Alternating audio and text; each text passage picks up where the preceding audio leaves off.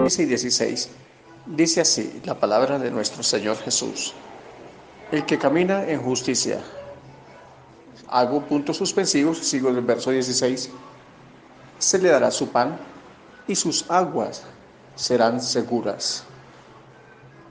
Hoy tendremos el segundo punto de la anterior enseñanza que hemos empezado, temáticamente hablando 4 pasos para que Dios nos dé su provisión en la casa. Y el segundo paso es la justicia, ser justo. La justicia es algo que Dios exige a todo aquel a los cuales Él nos ha hecho justicia. Justicia o ser justo es el acto de ser recto, de no desviarme ni a diestra ni a siniestra, o sea, ni a derecha ni a izquierda. Y la justicia es determinante para que todos nosotros tengamos la bendición del Señor cuando falta. En el primero mirábamos el temor de Dios. Cuando se teme a Dios, entonces no nos faltará, como dice Salmos 34:9. Temed a Jehová vosotros sus santos, pues nada falta a los que le temen. Pero cuando eso que Él nos ha dado se acaba, porque todo tiene un principio y un fin, entonces Dios le da su pan al que es justo. Cuando alguien temeroso de Dios, la provisión se le acaba, Dios le provee, le concede, le otorga en un acto de fidelidad, bondad y gracia. Aclaro que su fidelidad no va porque yo sea fiel, su fidelidad es porque Él es fiel. Él es fiel para con su creación y en segundo lugar es fiel para con su pueblo. La Biblia dice de una manera enfática en la segunda carta del apóstol Pablo a Timoteo, capítulo 3, verso 16, que toda la escritura es inspirada por Dios y es útil para enseñar, redarguir, instruir, corregir en justicia, a fin de que el hombre de Dios, tú y yo, seamos perfectos, o sea, maduros, enteramente preparados para toda buena obra. Entonces, la justicia es algo que se puede aprender, porque tenemos el manual para aprenderla, así como tenemos el Espíritu del Señor que nos da temor de Él, temor de Jehová, para así agradarle a Él, véanos o no nos vea la gente. También la justicia es recibida de Dios. Primero, cuando es dada en el perdón de los pecados, cuando Dios nos imparte, nos consigna a nuestra cuenta lo que no teníamos. Estábamos en bancarrota por el pecado y nos concede su bondad, su perdón en Cristo. Ahora somos justificados, declarados inocentes. Pero también la justicia es otorgada a aquellos que hemos sido perdonados y declarados justos a través de las enseñanzas de la Biblia. Y es muy bueno toda la escritura. Y en toda la escritura está el pasaje que hemos citado en Isaías 33, versos 15 y 16. Y para ir corriendo, porque el tiempo nos apremia, vienes cansado de tu trabajo o estás haciendo tus quehaceres para terminar el día, tenemos que manejar la justicia como algo determinante. La justicia es el medio por el cual Dios es vindicado. ¿Cómo así? En la santidad, Dios te vindica a ti. Dios da testimonio por su Espíritu a tu Espíritu de que eres su Hijo. Dios te llena con su Espíritu Santo y tienes el testimonio de que le agradas a Él, de que eres de Él, de que eres uno con Él. Pero en la justicia, tú vindicas a Dios. Es a través de la justicia que los hombres dicen, ese señor sí es cristiano, esa señorita sí es cristiana, esa señora sí es cristiana. ¿Por qué? Porque tus obras determinan lo que vives en la santidad. O sea, santidad, resultado, justicia. No se puede ser santo sin ser justo. Y no se puede ser justo sin ser santo. Por eso cuando tú miras a la iglesia en la carta escrita, o el libro de Apocalipsis más bien, tú encuentras al final, en las últimas líneas, que dice así: el que es injusto, sea injusto, sea todavía. El que es inmundo, sea inmundo todavía. Hay dos grupos y también hay otros dos grupos que ahora vienen. Y luego sigue diciendo el texto sagrado: el que es justo, practique la justicia todavía. Y el que es santo, santifíquese todavía. Es decir, que está separando la justicia de la santidad. No, no lo está separando. En realidad está poniendo la santidad y la sombra de la santidad. La sombra de aquel que es santo es la justicia. La sombra de aquel que ayuna y busca de Dios es la justicia. La sombra de aquellos que hablamos en lenguas por el Espíritu Santo cuando se derrama en nuestras vidas es la justicia. Es el resultado de lo que tú y yo vivimos cuando estamos a solas con Dios o congregados con sus santos en su santo nombre. Es decir, que la justicia es determinante para que, si no tienes, el Señor te otorgue. Cuando temes a Dios, no te falta. Pero si se te acaba, entonces, como eres justo, ahora Dios te da tu pan y te da tus aguas. Van a ser seguras. O sea, salgas a vender unas empanaditas, salgas a tu cabina a vender minutos, o salgas como motorratón, salgas con tu peinilla a un jornal, a otra vereda, o salgas en la lancha y tires el anzuelo o el chinchorro, Dios hace que así sea un pescado para tu vientre allí. ¿Por qué? Porque eres justo. La justicia de Dios jamás se salta.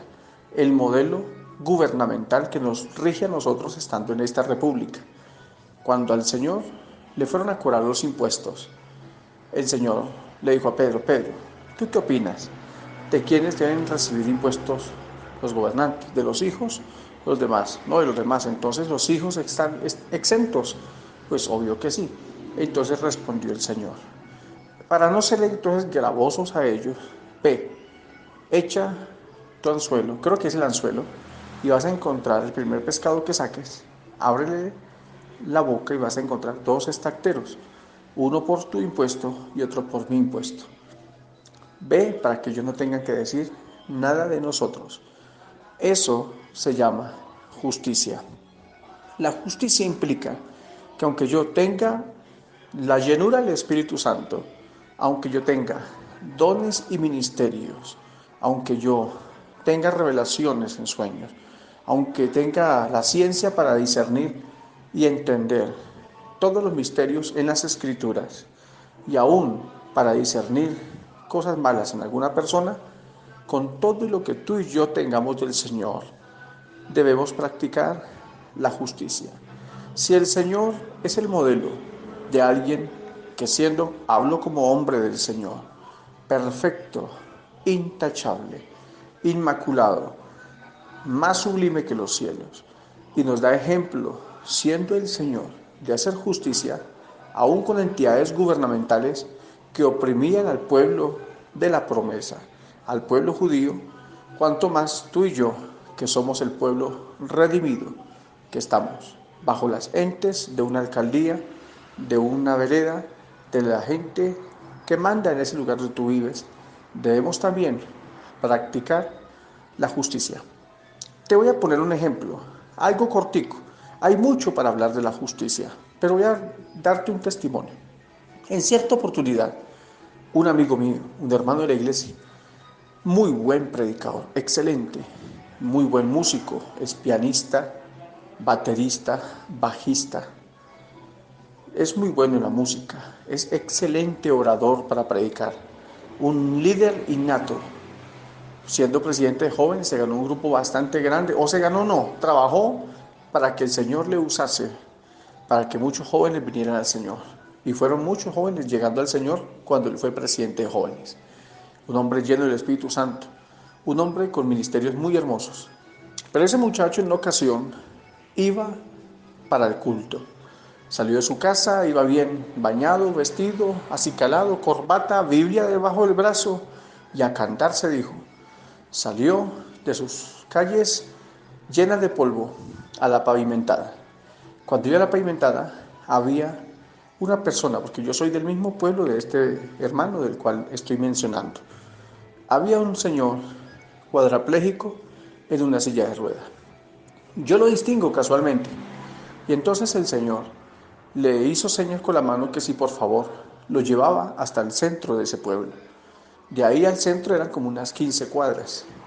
Entonces, de igual manera, a 2 cuadras de donde lo iba a dejar, quedaba la iglesia en ese pueblo, la iglesia central de esa población, en el Tolima. Entonces, el Señor le extendió la mano. No podía ni siquiera, no tenía fuerza para mover la silla de ruedas.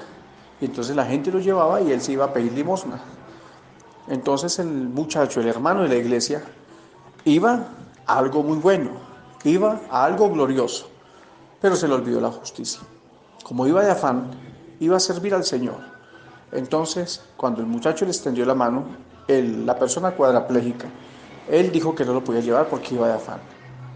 Apenas él dio unos pasos, se le acercó un hombre con un arma en su cintura, un arma de esas que hacen tiros. Sí, ya sabes de cuáles, exacto.